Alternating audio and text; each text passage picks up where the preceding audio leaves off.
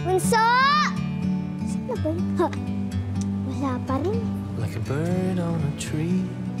Jun! I'm just sitting. Bunso!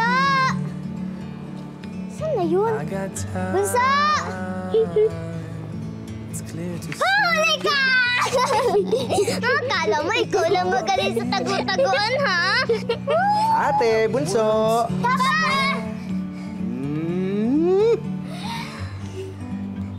Hop! Ating kapatid, ha? Ha? Oh, kayo magulo, ha? Madami tayong customer ngayong araw, ha? Meant to be in the great outdoors, forever free. Nasaan na ba kapatid mo, Abigail? Tawagan ko po, attorney.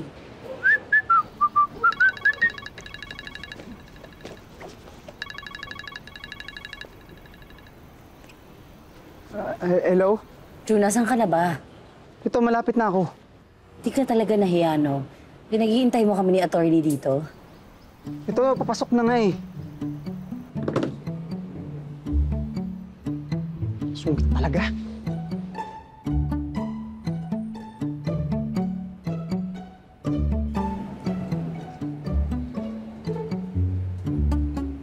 Ay, dumating ka din.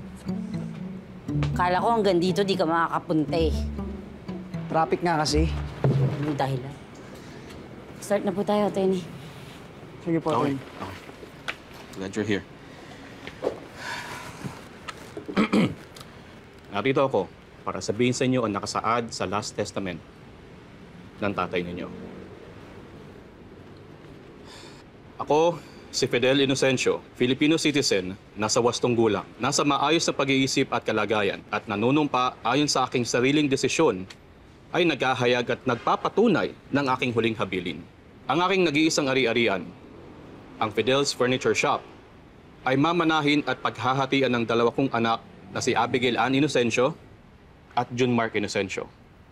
Gayunpaman, ang pagmamana na ito ay sakop sa kondisyon na ang nasabing ari-arian ay dapat mag-produce ng hindi kukulangin sa 500,000 pesos na net income sa loob ng isang buwan mula sa petsa ng kanilang pagmamana. Kapag ang kondisyon na nakasaad ay hindi natupad sa itinakdang oras, ang pag-aari ng Fidel's Furniture Shop ay ililipat sa aking ibang kamag-anak. Ano? Hindi pwede mapunta to sa ibang tao. Ang daming iniwan ni Papa na magagandang alaala dito sa shop.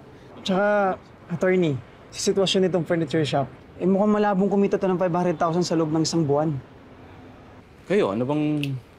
Attorney, kung ibenta na lang kaya natin yung shop, para mapakinabangan. May tumigil ka nga, ang kapal ng Actually, mukha mo. pwede naman. Walang sinabi ang tatay niyo na bawal. Yun lang, may kondisyon pa rin na kailangan may benta to sa loob ng isang buwan. Hindi. Walang ganon. Ang kapal ng mukha mo, Jun. Ang bilis mong isuggest na ibenta to. Mukha kang pera, no? Papaka-practical lang ako.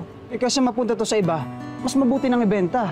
Wala ka talagang pake sa mga iniwan na alaala ni Papa dito? Sa bagay, nung buhay pa nga si Papa, wala kang pakialam. Wala ni bisita. Nung may sakit si Papa, walang bisita sa'yo. Kahit sa burol, walang bisita. May dahilan ako kung ba't di ako nakapunta dito. Lagi ka naman may dahilan eh. Meron naman talaga. Balik ka na dun sa mama mo. Mama mo rin yun? Hindi ko mama yun. Mama mo yun. Bawiin mo yung sinabi mo. Hindi ko papawiin. Simula nung iniwan niya si Papa, kasama dun sa ibang lalaking yun. Inuwan niya tayo. Hindi ko na siya mama. Wala akong pakialam. Sandali!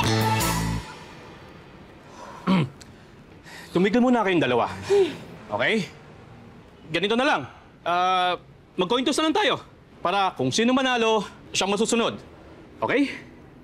Sige.